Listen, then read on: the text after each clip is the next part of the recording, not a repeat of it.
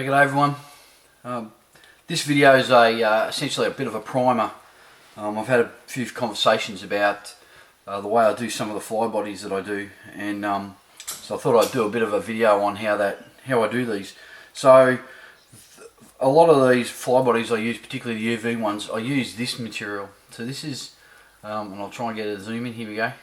So this is QA thread. It's an Australian brand, but you could probably buy something similar somewhere else. It's nylon overlocker thread, stretch overlocker thread. Comes on a spool of 1500 meters, so you get plenty for your money. And all I do is I just decant it off into a bobbin, and then use it as a tying thread. Now it's a little bit like uni floss. I think it's uni floss or body stretch or something, one of these sorts of materials. But the thing I like about this is that it's actually really quite fine. And as you can see, if you let the tension off it, it all fluffs up. You pull it nice and tight, and you can twist it up, and you can get really fine thread. Now it's really useful for underbody. It's a cheap and easy way of creating a pretty nice, smooth and tapered underbody for those sorts of flies that require that.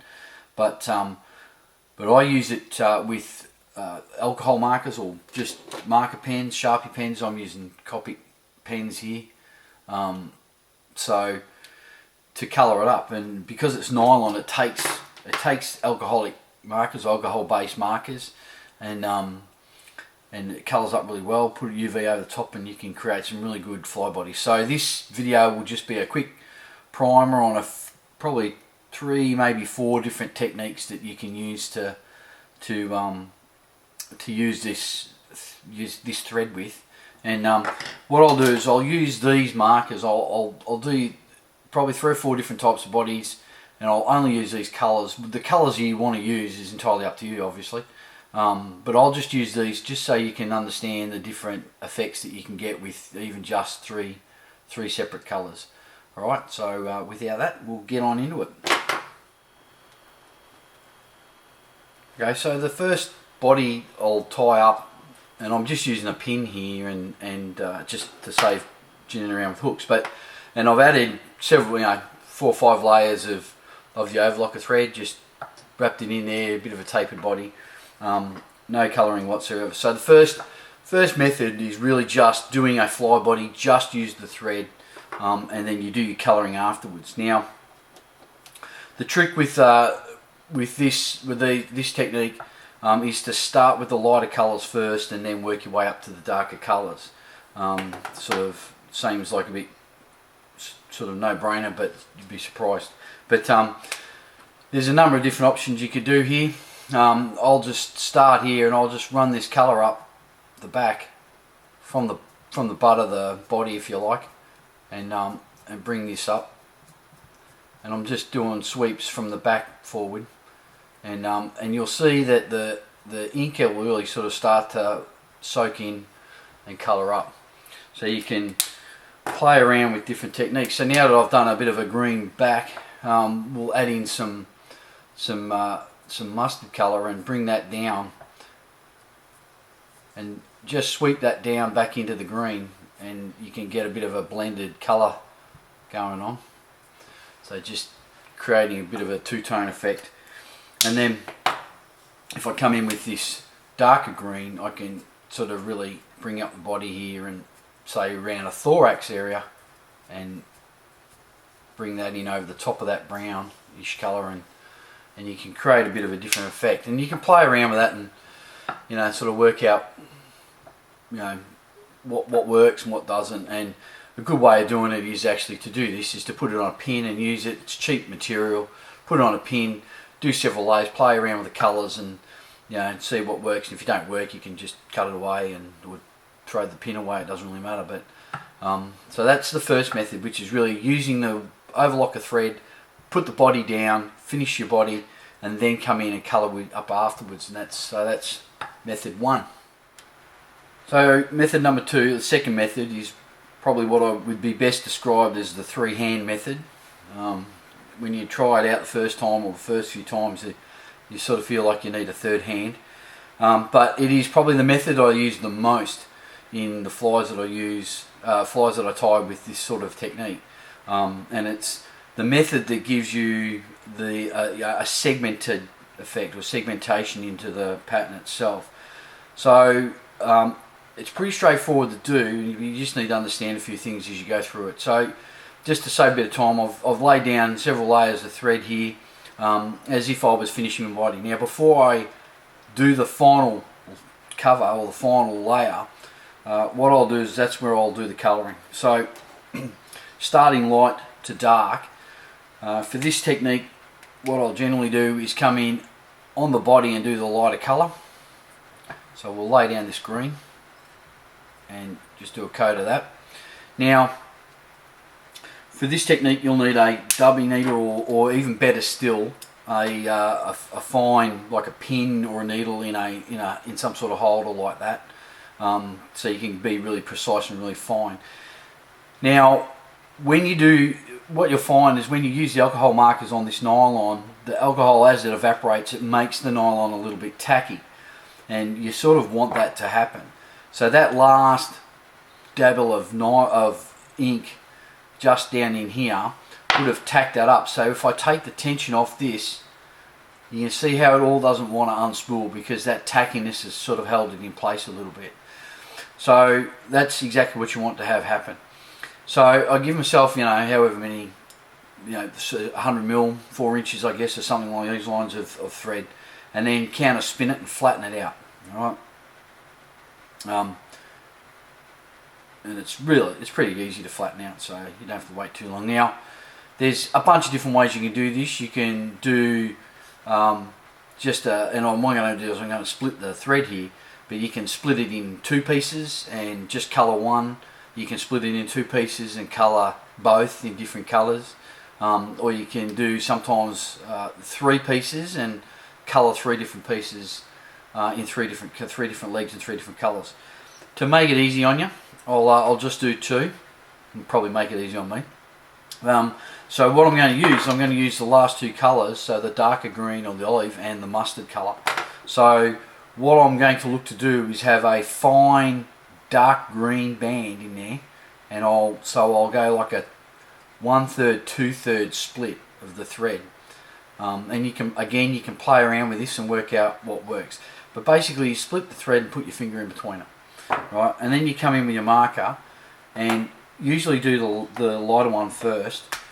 And for this particular demonstration, I'm just going to use this fatter, thicker leg as the mustard colour.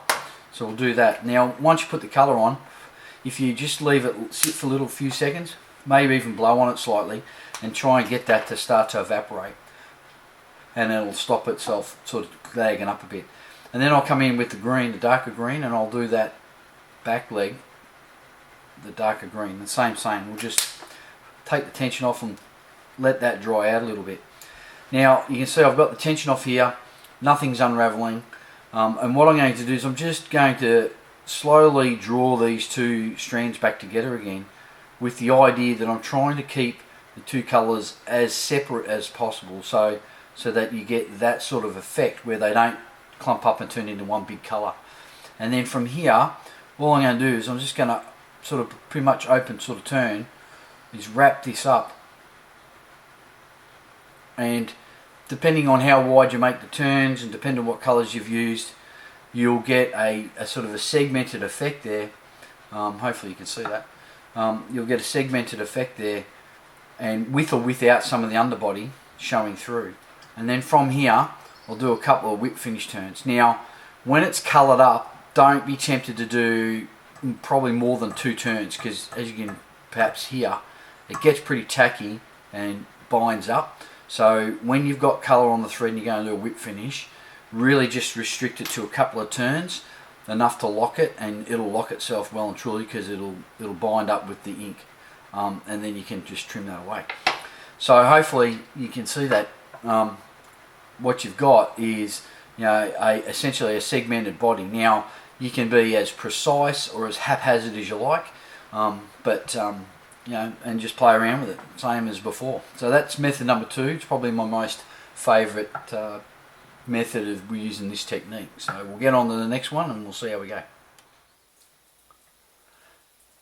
Now the third method I'm going to show you here is essentially like a patch colouring method, and this particular technique is probably the one that's going to give you the most amount of grief, i.e. you might have to go back and do it all again because it's not quite as straightforward as the other two methods. But it's the one that it allows you to get some banding, coloured bands across the body, instead of sort of a segmented effect in the sense we did with method 2. This lets you get actually distinct bands, and in fact, somewhere else on the channel there's a pattern there that looks like a peccary, and I've used this method to get that sort of effect. So we'll get into it, and basically as before, I've put on some a few wraps just to save a bit of time, and I've left myself maybe about 4 inches, 100mm of thread, and I've backed it off a little bit, so I haven't completely flattened it out,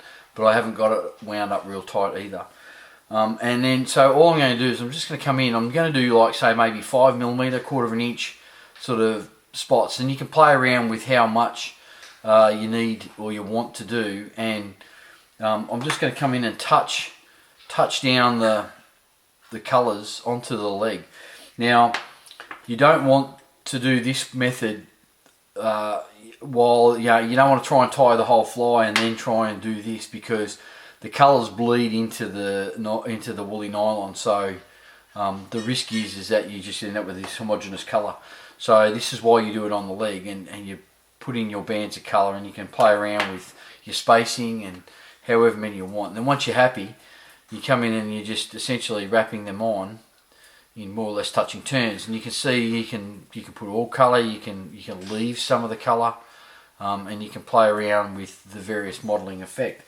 And then once you sort of get to your end of your colour, you can come back in and play around with some more, and just generally do whatever suits you. Now this is the sort of technique where you really want to have a bit of a practice with your colours, and this is where I'd suggest you get like a pin or something, and you can lay some colours down and sort of work out what sequence of colours and how much you want to add as you go through. So this is all this particular method does, and it just generates that modelled effect. So you just work yourself back up till you've got however much you want to get, and you can come in and you can trim away the waste piece, and then you get this banded effect. So the colours don't bleed into themselves, they're not segmented or a spiral segment like you do with method 2.